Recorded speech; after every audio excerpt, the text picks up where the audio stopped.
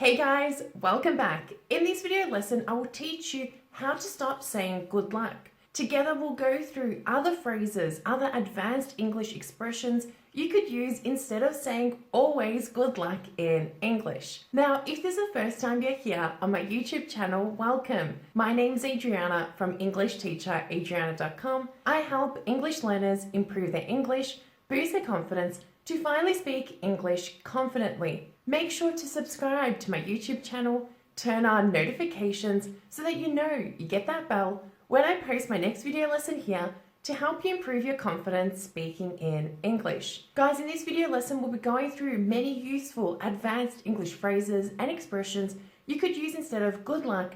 And to help you remember and most importantly use these phrases, I suggest that you use and apply the shadowing technique. So while you hear me saying these phrases, these expressions out loud, shadow, copy, imitate me out loud, not in your head, to help you remember and use them more confidently when speaking in English. Go and find yourself a quiet corner and let's begin with the first phrase you could use instead of saying good luck. Now, the first phrase is very similar to the phrase good luck, and that phrase is best of luck. For example, if you told me, Adriana, I have a job interview tomorrow, instead of saying, hey, good luck, Bob, I could say, best of luck with your job interview tomorrow. Careful pronunciation, best of luck. Notice here the use of connected speech, best of luck, best of luck. Now, in the situation that you want to be less formal, so maybe you're having a conversation with a friend, with a family member, then you could use the phrase break a leg. Break a leg. Now, this phrase doesn't mean that I want you to break a leg. It's a nice phrase to express somebody good luck in English. For example, you tell me, hey Adriana, I have a job interview tomorrow. Be like, hey Bob, break a leg. You'll do great. Careful pronunciation, break a leg.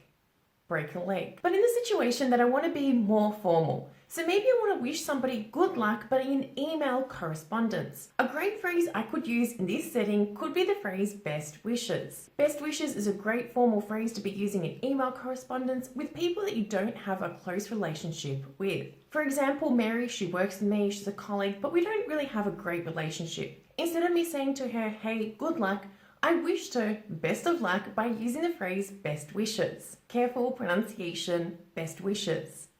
Best wishes. Now, a very similar phrase to best wishes is a phrase wishing you a lot of luck. Again, this phrase is great to be using in formal settings, also great to be using in email correspondence. For example, Mary's told me she has an important presentation tomorrow. Instead of saying best wishes, good luck, wishing you a lot of luck. Careful pronunciation, wishing you a lot of luck.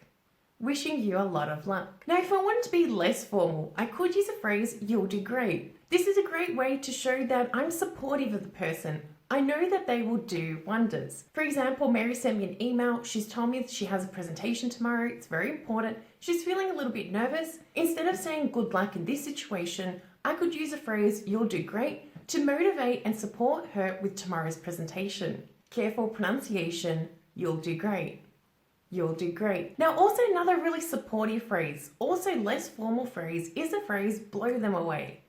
Blow them away. This is great to be using with friends and family right before they're about to do something. So for example, Mary's told me, hey, I have a presentation starting 5 minutes, and I said to her, Mary, be positive and blow them away. Here, blow them away is a great phrase to use that you are able to do this presentation, you have prepared yourself, and you will do great. Careful pronunciation, blow them away. Blow them away. Notice here, blow them away. So we drop the TH, blow them away. Blow them away. Or I could also use the informal phrase, you're going to be amazing, to support and to wish her luck with her presentation. Now, this is a great phrase to be using in conversational settings. It is okay in written correspondence if you know the person well and you communicate quite often in written form, but I do suggest that you use this with people that you know really well and you have a good relationship with them. Careful pronunciation, you're going to be amazing. You're going to be amazing. Now, a less formal way of expressing this could also be the phrase knock 'em dead.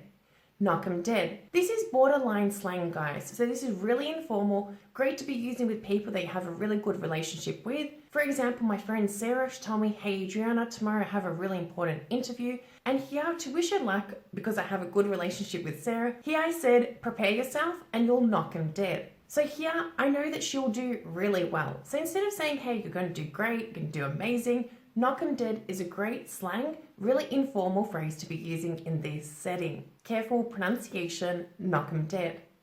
Knock 'em dead. Now, another phrase that I could use in this situation, talking about Sarah applying for the job, look, I know that Sarah is a perfect fit for this position. This job is ideal for her. So I could wish her the best of luck by using the phrase, you were made for this. You are made for this. So if you know that person will achieve wonders with that task, activity, whatever hurdle they have or they're being placed with. So if you know that person that they will achieve their goals, but they're a little bit nervous and you know that they have the characteristics, it's great to be using this phrase, you are made for this in this setting. Careful pronunciation, you are made for this. You are made for this. Now, if you find yourself in a situation where you maybe need to motivate somebody, you want to wish them luck, but you also need to give them a little bit of a push start, then you could use a phrase, go get 'em. Go get 'em. For example, Sarah. So she's been procrastinating a little bit. So she really wants to apply for this poetry competition. She's a great writer. She writes great poetry. And I told her, Mary, you gotta go get 'em. Apply, you never know what will happen. So here I'm wishing her luck, but also motivating her at the same time to go get 'em and just to do it. Careful pronunciation, go get 'em. Go get 'em. Notice here how we drop the TH, go get 'em. So you can say go get them, but more natural connected speech, go get 'em. Go get 'em. But if I see that Sarah is really nervous about applying for this competition, I could use a phrase, put your game face on, to express the fact that, hey, she needs to change her face, change her motivation a little bit, and just do it. Be positive, and she can achieve, she can win the poetry competition. This is a great phrase to be using with friends, family, people that you have a great relationship with. Careful pronunciation, put your game face on. Put your game face on. But if you find yourself in that situation where you really hope, so you're not really that optimistic that things will be okay, but you still want to wish that person good luck, then you could use a phrase, I hope everything will be okay. So maybe, for example, Mary came home and she told me about her interview, how it went bad, and I said, instead of saying, oh, good luck, or okay, you could have done better, I hope everything will be okay and you still get that job. Careful pronunciation, I hope everything will be okay. I hope everything will be okay. Or I could also use a phrase, I hope everything will turn out fine. Now again, so if you can't control the events, but you still want to wish that person good luck, this is a great phrase to be using in this setting. Careful pronunciation, I hope everything will turn out fine. I hope everything will turn out fine. Also, the phrase, I hope things will work out all right, is a great phrase to use when you want to wish somebody good luck, but you're not sure. For example, Mary sat her IELTS test yesterday, and she talked to me and told me, Adriana, I'm a little bit worried. I don't know how I went. And I asked her, Mary, did you put in 100% effort? Did you practice? Did you do everything you needed to do before the exam? She said yes. And then here I wanted to express good luck with the result. But instead of saying good luck, it's not the best phrase to be using in this sentence. Here, it'd be better to say, I hope everything will be all right. So here, I'm wishing her the best. I'm sure that'll be okay. Again, pronunciation, I hope everything will be all right. I hope everything will be all right. Now, in this situation, another great phrase to be using is the phrase fingers crossed. Fingers crossed. For example, Mary told me yesterday she took the IELTS exam, but she's worried that she won't score 7.5 as an overall band score.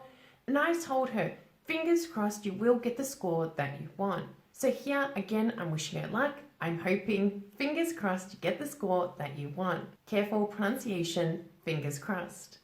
Fingers crossed. Remember, guys, that practice makes perfect. Make sure to watch this video lesson a few times. Shadow, imitate, copy me out loud to help you remember and use these new phrases when speaking in English. Now let's take it one step further now by completing a homework task together. Watch this video lesson for a third time, choose 5 new phrases and create sentences personalized to you in the comments below this video. Now guys, if you like this video lesson, you found it useful, please do let me know by smashing that like button. Like this video and subscribe to my YouTube channel, turn on notifications so that you know you get that bell when I post my next video lesson here to help you improve your English. Don't forget to continue learning with me by downloading my free audio guide where I share with you exactly what you need to be doing every single day to drastically improve your confidence speaking in English. Thank you for watching, thank you for being here, and I look forward to seeing you in my next lesson. Bye for now.